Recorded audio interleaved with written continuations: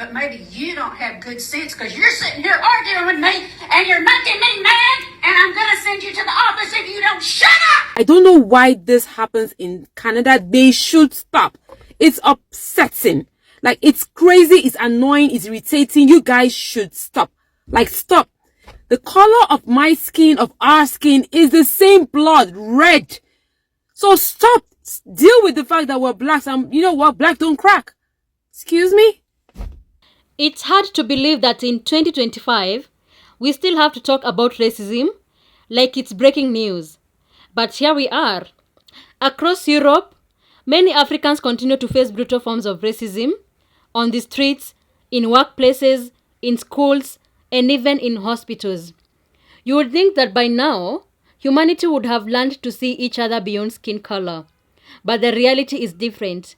Today, we are going to hear the real voices of Africans, men and women, who have experienced racism firsthand, and their stories are raw, emotional, and powerful. They remind us that racism is not a thing of the past. It is a painful part of the present. If you're new here, kindly consider subscribing so you don't miss any update from our videos. Let's dive into it. So let me tell you guys what just happened. So I am minding my own business. I'm in Blanchardstown. I park my car, and the minute I get out, I can see that there's like a guy looking at me. So I'm starting to feel some type of way, obviously, because like why are you looking at me? Like, this guy was focusing on me so much. The minute I close my door to go shopping, he goes to me, here, is that your car? And I'm like, yeah, it is. And then he goes to me, I'm pretty sure you don't have enough money to be buying that car, do ya? And I'm like, so I'm really shocked now, as in like, this is a bit of an invasion of privacy. If I go shopping, is this guy going to try to steal my car? Like, I was having a lot of things going on through my head. And he goes to me, I bet you sell drugs or you stole that money to buy that car, didn't ya? And I am like, I work hard, but stay away from me. If you are a first-time mom in the UK, a black first-time mom, your number one watch should be careful. When I was pregnant, these people racist me to the extent that I have to move my hair from... Guys, I'm sorry that I'm crying. I have to move my care from Preston to Manchester. That is like 50 minutes, and if there is any hold up, it's like 1 hour. How did this whole thing happen? So I went for my normal midwife checkup. You know, they said 13 weeks, you have to speak to your midwife so she can get to know you. And this woman racist me. This woman didn't know that I married outside my race. And when she later found out, she was just blabbing rubbish. So if you're a first-time mom in the UK, please prioritize yourself. So after I gave birth and normal, I came back to the house. So the nurses, the midwife, the health visitor, they were coming to the house to check up on me to know how I'm doing.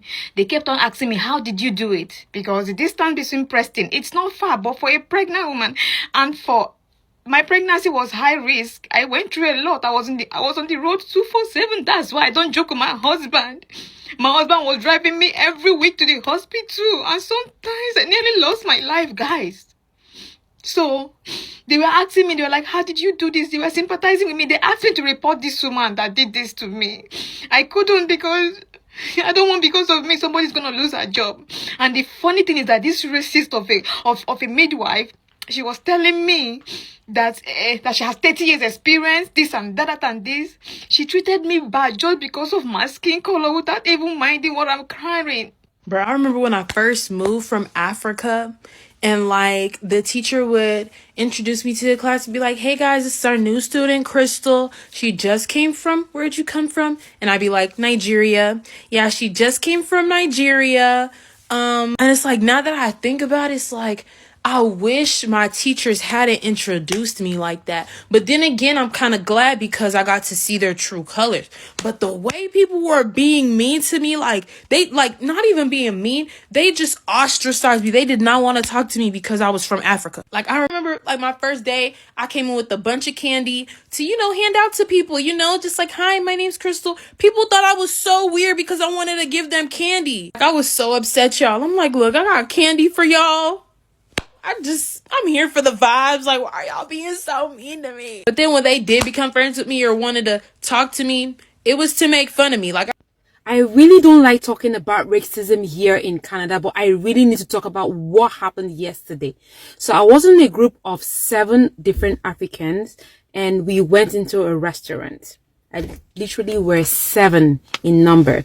And then we're asked to sit down, you know how they come in and tell you fully well that, hey, you're welcome, blah, blah, blah. And all of a sudden the girl just said, are you guys going to be here? Like, we're seated amongst the white people.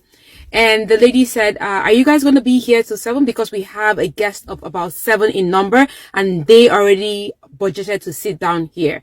So it's either you eat and leave before 7 or we move you into a different room. No problem. And so we just said, you know what, just to keep things simple, we just moved into that other room. And then we were there till like 7:30. And let me even pause a little bit. Like literally 10 minutes after we left, somebody else moved in. And like, this was like 5:30 p.m. Somebody else moved into that seat and they sat down there waiting. And we finished at 7:30. We found out that the same people that took our space at 5:30 were still there. And I went to question the girl and I'm like, excuse me, why is it that these people are still here? Why are they still here? But you bumped us into another room. Is there a problem? Like, seriously? And she just said, no, not really. It's just that the other, and I'm like, okay, whatever. I knew she was lying. And guess what? The food was terrible. Very, very, very poor. I think they did that intentionally because we were the only Africans there. I don't know why this happens in Canada. They should stop. It's upsetting. Like, it's crazy. It's annoying. It's irritating. You guys should stop. Like, stop. The color of my skin, of our skin, is the same blood, red. So stop. Deal with the fact that we're blacks. And you know what? Black don't crack. Excuse me? The name of this place is Malt and Barley in Kitchener, Fisher Hallman. Like, you guys should get your acts together. You guys, I'm going to give you a terrible, terrible review. Seriously. I mean it. So some time ago, I went to watch a football match and the craziest thing happened. So it was a football game between Ligia Fashafa and this other club here in Warsaw. So I was going to support Ligia Fashafa. So, you know, these people are so passionate about supporting football. So I wanted to get a scarf of the team so that I can also support, right? So there were those market stores close to the stadiums that like the street vendors were selling. So I get there and I am asking the price. And as I'm about to purchase this scarf, these are the lady and 2 gentlemen, white people. They pull up on me and they say, no, you can't buy this scarf because you are black. But they were speaking this in Polish. But I understand a little bit of Polish, so I could hear what they are saying. And then they said, white power, you can't buy this scarf, right? I was with my Indian boy. So I just laughed off and left, right? So I didn't think it was a big deal. Then just went to the official store and bought this scarf. And here's the crazy part. So I was telling my boys about this experience after I was just catching up with them after watching the game. And they said, oh, that's racism. Oh, that's what. And apparently it was a big deal, right? And I told them, you know what? These people are outraged. They are so passionate about their football club. Like, this is more like a religion. It's their cult, you know, supporting football. So when they see a foreigner, especially a black person, they are not used to trying to do the same thing that they're trying to do. Of course, they want to protect their culture because Polish people by nature, they are very conservative. So I just took it that way and then just left, didn't do anything about it, right? And they were saying, no, it was racism. And then I told them, you know what, guys? It's more of a mentality and the mindset that you have. If you had taken that as racism, then you'd have given that person power to fuck up your mental health. But guess what? I just didn't choose to take it that way, just so as they are protecting their culture. And I just left.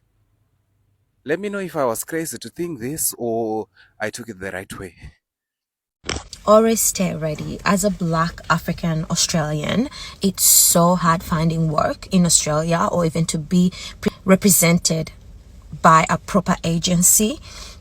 It's hard. They just won't accept people like us. They just don't see us. And even as on a network, you will see most of the networks, whether ABC or SBS or Channel 10 or Channel 9, it's hard to see black people presenting or hosting or even having lead roles or even being in home underwear. It's rare. Least they can get is someone who's mixed. Negro, please. Didn't somebody tell you this was an all-white party? You won't see a lot of African Australians. They just won't take you. Even opportunities given to us on TV, it's rare. You will find one black person representing the whole of Africa. Hello guys. So in the past video I did, I was talking about how some of us Africans living in the United States go through hell in the hands of the white races, go through nonsense. All because they think that they are superior over us, they think that they are God. Yeah, they see us like the black monkeys. Yeah. When I say white races, I put the white races in quotes because not all white people are racist. When I say white races, you all know what I'm talking about by white races. Not all white people are racist. And I use an example of what I experienced in college. Yeah, now we are on a holiday break and I'm still a college student. So I use an example of what happened. Like I took a course and in that class, the professor made like I did not exist. In that class, just 2 Africans were there. Yeah. So when she comes to class, she like concentrates only on the white students, asks them if they are okay. Like, you know, she doesn't even like give the attention to us. She doesn't even look at her own direction because I don't know why she did that, but I had to walk up to her like and ask her, Professor, I registered for this class and why will you be treating me like I'm a stranger? Like, I'm actually in the class. I'm there because I registered for it and I need to learn. The reason why I said this professor is a racist because there was a day I was sick. I did not go to school.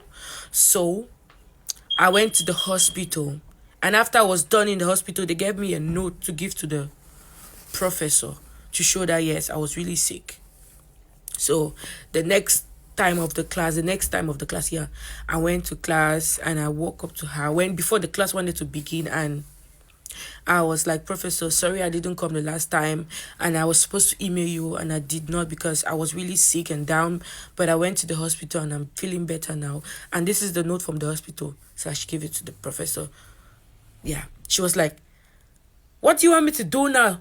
Do you want me to go back and start teaching you what I taught the other people? I was like, no, Professor, I just came to tell you that I wasn't feeling fine. She said, I can't do anything. Sorry about that. Blah, blah, blah. Started talking stuff. And at the same time, a white student walked up to her and she wasn't in class the last time, like the last class.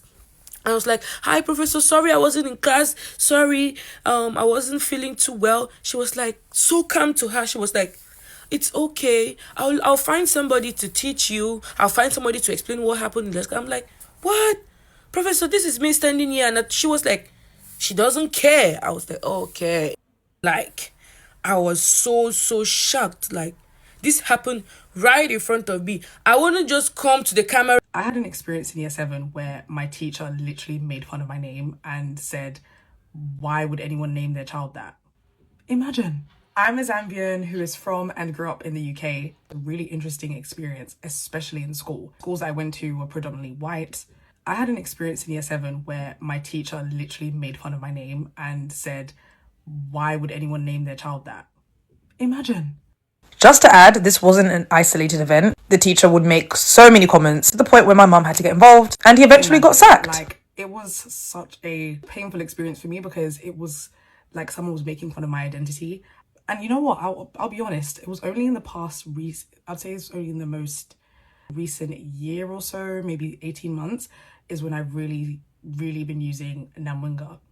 I've been telling people that's my full name. Usually I'll just like stop people like, no, it's Nana, and call it a day. But yeah, recently I've just been really embracing my full name, making sure people know how to pronounce it. But yeah, if you've had an experience with your name, whether or not you're Zambian or from another African country, let me know. Let's talk about it.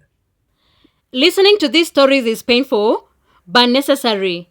It's shocking to realize that in this so-called modern, civilized world, people are still judged and mistreated just because of the color of the skin. Racism may not always be as obvious as it was decades ago, but it is still alive in systems institutions, and everyday interactions.